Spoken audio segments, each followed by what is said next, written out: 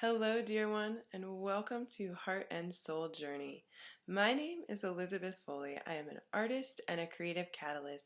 I help women get over their creative blocks and get in touch with their inner creative spirit. I am all about spiritual creativity, which is using our creative practice to be our spiritual practice. It's all about tuning inward, being in the moment, and tapping into that inner creative spirit that we all have inside of us. So this journey is going to be a 3-part video series. I will be guiding you in a simple creative practice that will incorporate spirituality, help us come into this moment, and I hope that you're really going to enjoy it. Before we hop into the studio, I want to take a moment to make sure you have all the supplies you need so you can really be present once we get started. The first thing you're going to need is a big piece of watercolor paper. I recommend 140 pound 18 by 24. You can see this giant watercolor. You can see this giant watercolor pad that I have here. You can also buy large watercolor paper in single sheets. So you might want to have 2 sheets. You only really need 1, but just in case, sometimes it's nice to have 2 sheets. Some other things that you're going to need. Basic tools. You're going to need a pair of scissors, a hole punch. You're not going to need a lot of paintbrushes, but I do recommend having a foam brush for some glue. You're going to need some paper towels, something you can take some notes in and journal in. I love composition books. Have some pens and markers around. Also, you're going to need some glue. I love Mod Podge. It works great. Dries matte. You can paint and draw over top of it. So that's a great tool to have. You're going to need a spray bottle. And then as far as paints, I really recommend that you grab some of these acrylic inks. They're a lot of fun. And that's what I'm going to be using mostly. Another option is to have some watered down acrylic paint. So you've got a couple options. I've got craft paints, or more high end if you want, not necessary, is these golden high flow acrylics, liquid acrylics. What I've done is these were old bottles that were almost empty, and I've just added water and shaken it up to kind of make my own ink. You're going to want paint that flows. You're not going to want it to be real thick paint. So if all you've got is some real thick paint, find some old bottles, mix it with some water, and thin it out. And when you're doing that, always err on the side of a little less water. Once we get into the studio and we start working with it, you can always add a little bit more water. Yeah, you're also going to need some collage materials, and I'm going to go into more detail about choosing those materials on video too. So don't worry about having those yet. We can go ahead and get started with what I've shown you. So let's go ahead and hop into the studio. All right, so welcome to my studio. Before we dive into our creative practice, I want to take a moment with you and share with you my altar. This is a really important place for me. It's a place where, before I get started with creativity, I take a moment and I just tune inward. And this is a big part of what makes my creative practice a spiritual practice, is taking this moment to set this intention that I want this to be a spiritual practice. And the altar really helps me to do that. So when I was younger, altars were all about, pretty crystals and things to look at. And more recently, my altars have shifted, and they're things that have my tools that help me tune inward. So we have a few things here. Up on the top shelf, I've got a number of books, and sometimes I like to take a moment to just do a little quick reading. I've got one book that's like a daily book. It has an inspiration for the day, so sometimes that's part of my ritual. I have these cards. There's lots of different kinds of divination cards. These are power thought cards from Louise Hay. There's tarot cards, goddess cards, anything like that can help kind of help you set an intention, help give you a message that you might need. So I have these that I use. I've got my sage stick that I like to use. So let me share with you my ritual that I do whenever I come into my studio. First step is I like to light a candle. And while I light the candle, I like to think about my intention for the day, for this time in my studio, what I want to create. And not what I want to create physically, which is part of it, but what I want to create internally, mentally. Am I just looking for some nourishment? Am I looking for some healing? What is that intention? What is it for you? So the next thing that I like to do is I like to light a little sage. Now, it can be really overwhelming for me to light the entire stick. So what you can do is you can just break some pieces off and just light those. And then it doesn't get so much. My studio is small. If I light that entire stick in here, I won't be able to breathe. So I like to light them off the candle. Not to burn yourself.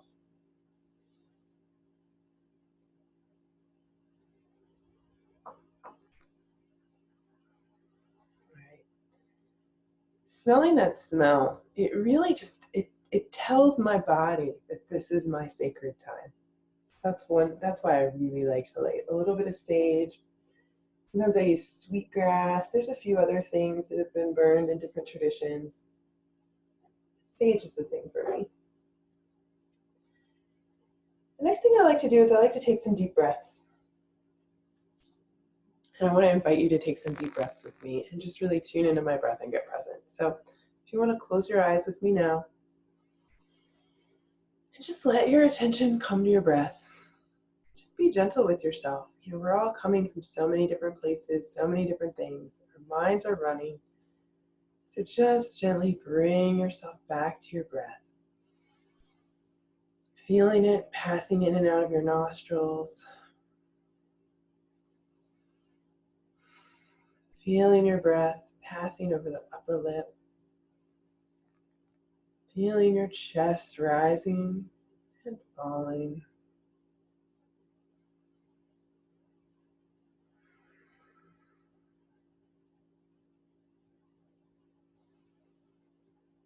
Just think about anything that's pulling you from this moment, anything that came before this moment that you're worried about, got you stressed out. Let's take a deep inhale in together, and as we exhale, just let that go. Thinking about anything that's coming in the future, anything that's pulling you away from this moment, anything you're thinking you might have to do or that you're worried about, you're nervous about. Taking a deep inhale in together. And as we exhale, just let it go. Let's take one more deep breath together. Just smelling this moment, smelling that sage you lit. Just being fully present right here, right now, knowing there is nothing else more important than tuning into your spirit and being present right here.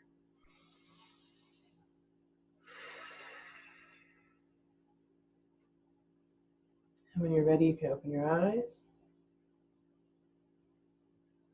And let's go ahead and draw one of these cards today, too. So I like to shuffle them up, and as I shuffle them, I'm just thinking about what message do we need today? What message is going to support us in this creative practice? And I'm just going to fan them out here. I'm really drawn to this one, so this is the one I'm going to draw. I like this one. There you go. If you can see that, it says, I prosper wherever I turn. I now see opportunities for abundance everywhere. I am blessed and prospered. Love that. So this ritual for me, taking this moment, you can see it only took us just a few moments just to light a candle, take a few deep breaths, light some sage, draw a card. This is the thing that anchors me, that helps me when it's been a long day and I'm stressed out. Taking this moment to do this helps let all of that melt away so I can really be present in this moment right here, right now. So I encourage you to create your own ritual that you can do every time you come to your creative practice. And whether you have a whole table to dedicate to an altar or you just have a little corner of your desk. I've created altars in baskets, in shoe boxes, in drawers. Make something that will work for you. All right, let's go ahead and dive into some creativity. I'm super excited to get started. So the first step in our creative process today is just going to be all about play and having fun. So you can see I've got my watercolor paper, and we're going to get a little messy here. So if you don't want your table to look like mine, I recommend covering it with some plastic or an old sheet. You might want to protect your clothing too. You might get a little dirty. And you can see I've got some different colors here, and I've got my spray bottle and my watercolor paper, and that's all you're going to need for this step. First step is let's go ahead and spray down your paper. Just kind of get into your paper here, get to know it, get familiar with your paper. Don't be afraid of the water. We're going to be using lots of water. So go ahead and spray out your paper. We're going to be doing both sides of your paper, so it doesn't matter which side you start with. And now we're going to put some ink and paint on it. So I'm going to recommend that you start with 3 colors. You can add more later, but if you do too many, you're going to get kind of muddy. So I'm going to recommend 3 colors. And just start putting some paint on. You can see I'm just dripping paint here. I'm going to do some blue, some hot pink. And this is the paint that I've watered down. So you could see the ink with the first, how that flows. You can see this flows a little bit, not as much as the ink. Let's do this color.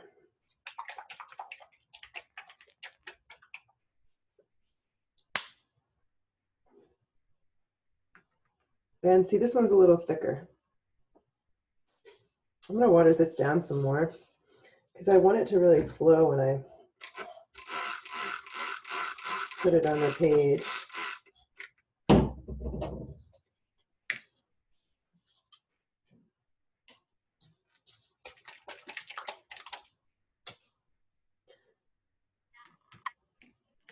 Still pretty thick. That's okay. Actually, I'm going to do 4 colors. Already breaking the rules. A little bit of a deep red. I want to get some more ink on there. I just love these inks. I love the way they flow. So now what I want you to do is I want you to use your spray bottle, and I want you to move the colors around the page. No paintbrushes, just the water and moving the paper. And this is all about just play, having fun, being curious. A big part of spiritual practice is about being in the moment. So while you're doing this, just notice, where are you? Are you here in this moment being curious about how the paint's moving? Are you enjoying it? Are you watching it? Are you discovering new interesting things? Or are you thinking about the dishes you gotta do, or what you're gonna cook for dinner? The thing that happened today that stressed you out? It's okay if you are.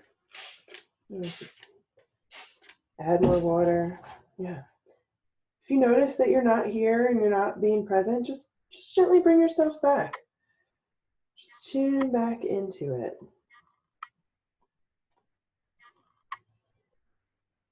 I'm going to encourage you to try to cover your whole page. I'm loving what's going on here. I'm not liking these lines so much, so I'm just adding some more water. There's so many different things you can do. Shake your page.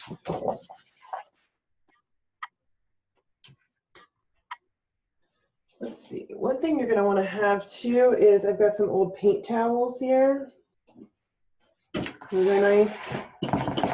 So I'm going to let, just going to kind of let things drip and drop there. I'm really loving the way these colors are working together. You can see how if you start out with too many colors, you get a muddy mess. So you just want to start off slow. But now I feel like I could add a couple more. I'm going to get some more blue in this. Add this deeper blue on these edges. Add some more magenta.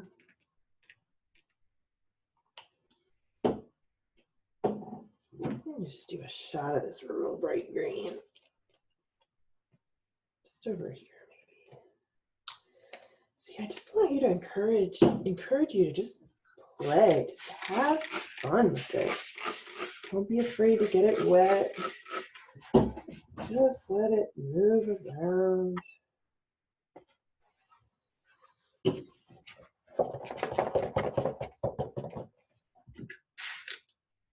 Ooh, that one was pretty. I love watching those colors move and drip and blend. Gosh, it's just so much fun.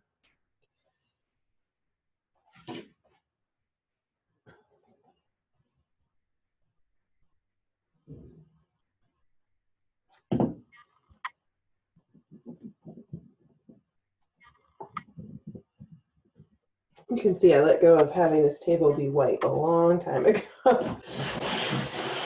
Hopefully this towel can come into play. You can just, or some paper towels.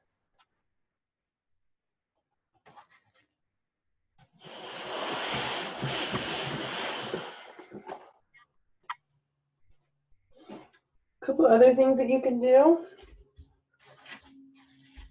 You can use a paper towel here to just blot and move some paint around.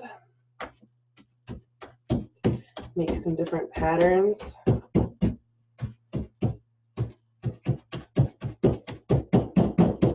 don't worry about it if you don't like something, you know?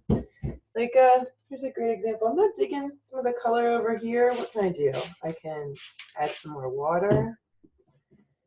And we're just laying a foundation here. So if you don't like something, there'll be a chance later to deal with that. So just have fun. Put some paint down. Okay, another really fun technique is to add some salt. I'm just going to add salt right here.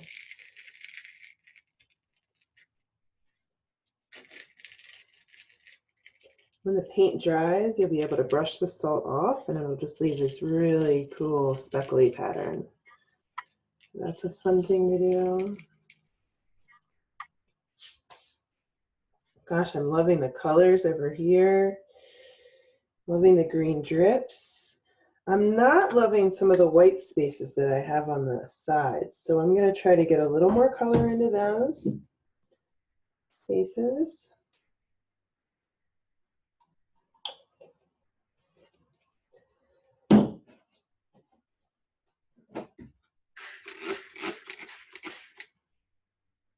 I think I just painted my curtains. Well, oops. Yes, you might want to protect your facility. You don't want paint on everything. This is a messy project.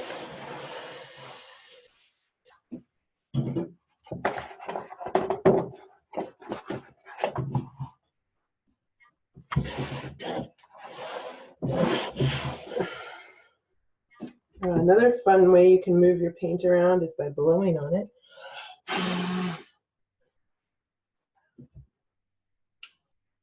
Yeah, so just have fun with this. Play with your paint. I just love watching the paint move around, seeing how it moves in the water. You just really want to cover your whole page.